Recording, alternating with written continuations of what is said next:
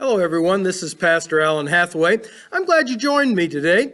We're looking at day by day from Romans chapter 14, verses 5 through 6 as a series. Today's message is going to be two of my favorite days, and I have to change that a little bit because of some things that I found out. I'll be talking to you about that in just a minute. We would love to have you come and be a part of any of our two services.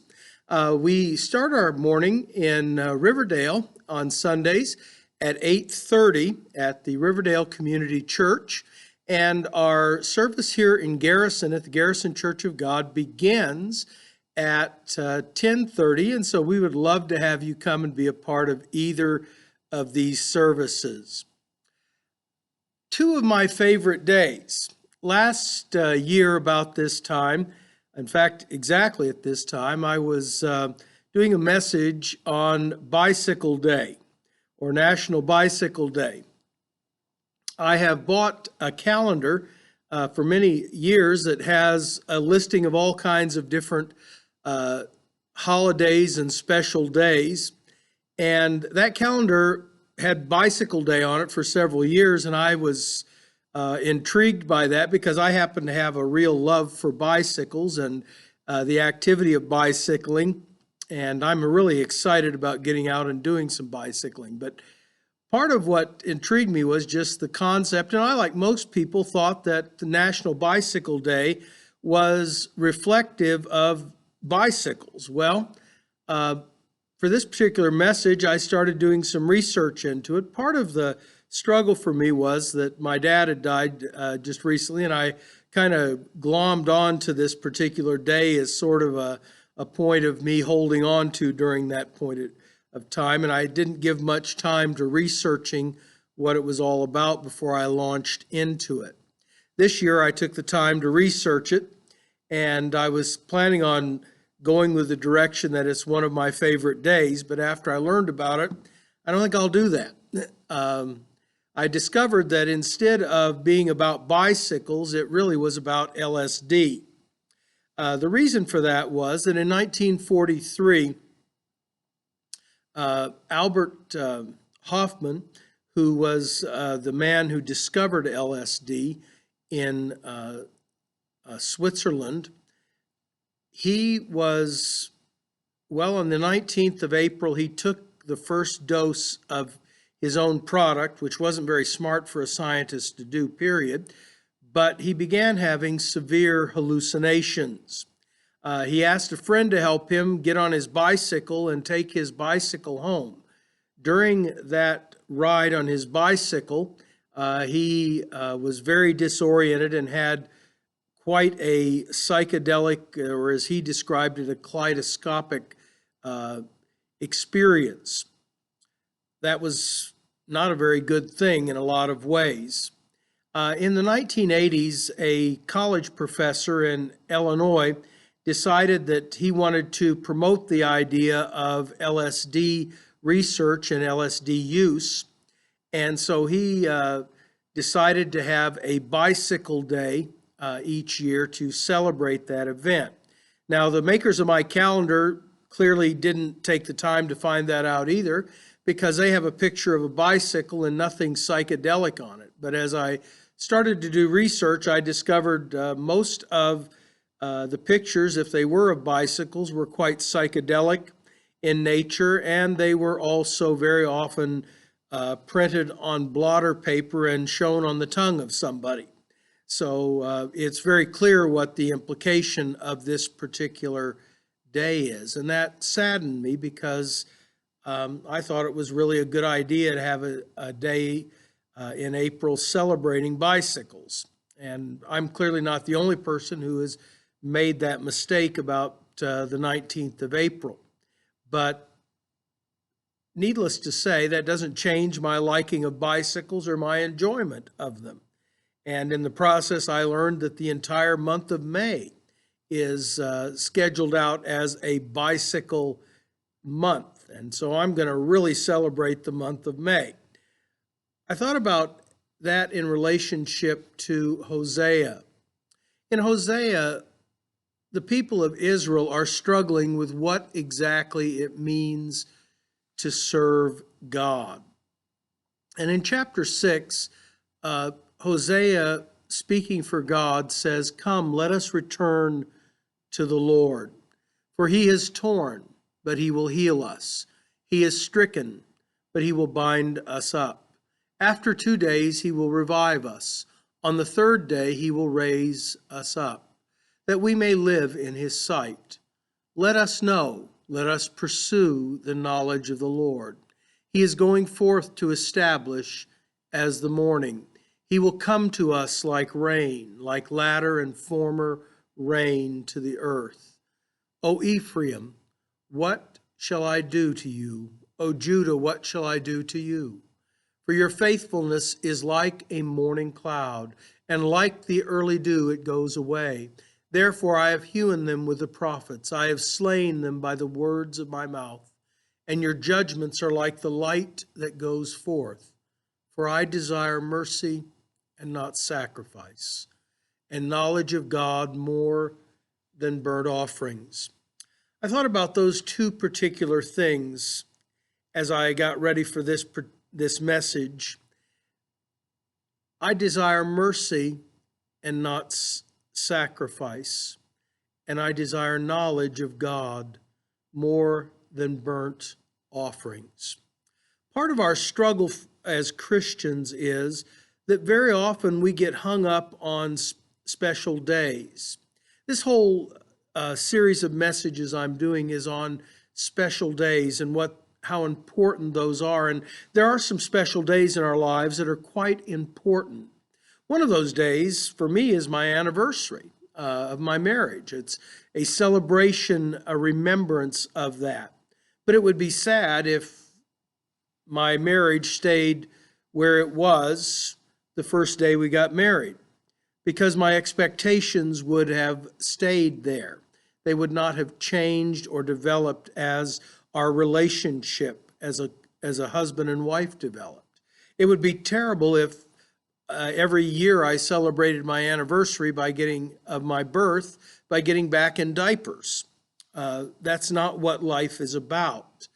And it is terrible when people spend their entire lives that way, but a lot of people spend their spiritual experiences like that. They never really develop a strong relationship with God. One of the things that I was looking at as I was studying into the concept of LSD was this idea that people take LSD and other psychedelic drugs or drugs that are in that area. They take them for the spiritual experience, the idea of being enlightened or opened up to new experiences or rebirth or a re-sense of renewal or being able to go back and relive things.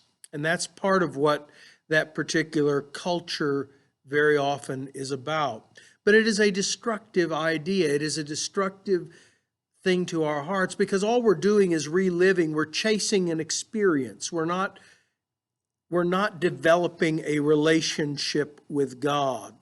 We are chasing an experience, and that is very, very dangerous for us spiritually. It leaves us hobbled in our relationship with God.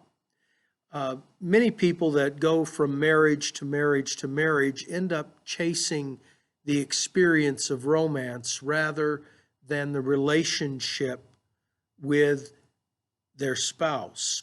And I, as a pastor, very often see those circumstances and deal with them, and it saddens me, because relationships are critical to our development in our lives.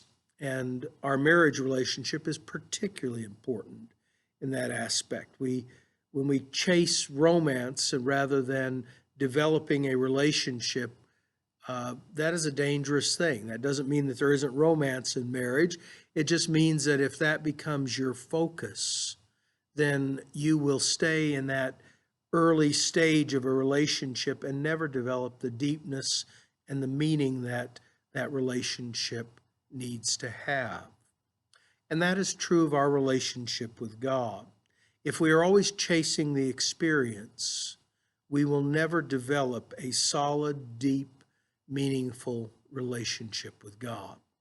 We will never get to know him well enough for him to change us and transform us.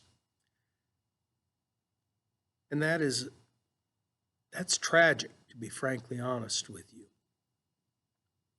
The other thing is that very often our spiritual relationship, our spiritual experience leaves us where we were as an infant. We never grow up spiritually. We never develop an interest in the things that are important to God. We always are wanting candy or milk or things without understanding God's purpose.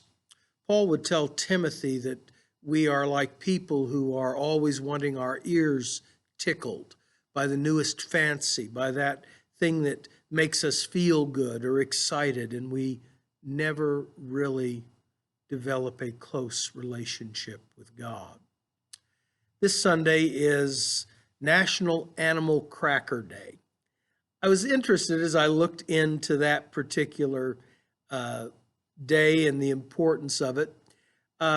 No one knows where it really started. We do know what it's all about. Animal crackers became a popular part of American culture back after 1871, when the first ones were made by an American company in York, Pennsylvania. And that company still makes animal crackers to this very day. Later on in 1902, Nabisco would begin making Barnum animal crackers, and those are a stable part of American or Americana. And they're good because they're wholesome. Animal crackers were developed originally in Britain, and they're what's called a biscuit in Britain.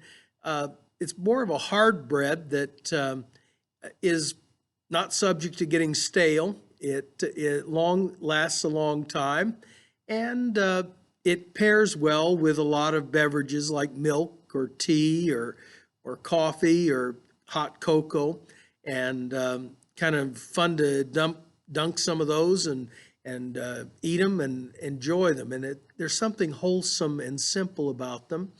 They became really popular during the Great Depression because they kept well, they were inexpensive, and they were a treat that they could give to kids, and they had a lot of whimsy about them that children could play around with them and pretend they were eating lions or tigers or whatever. And that was kind of a fun event for kids, but it also was something that was stable.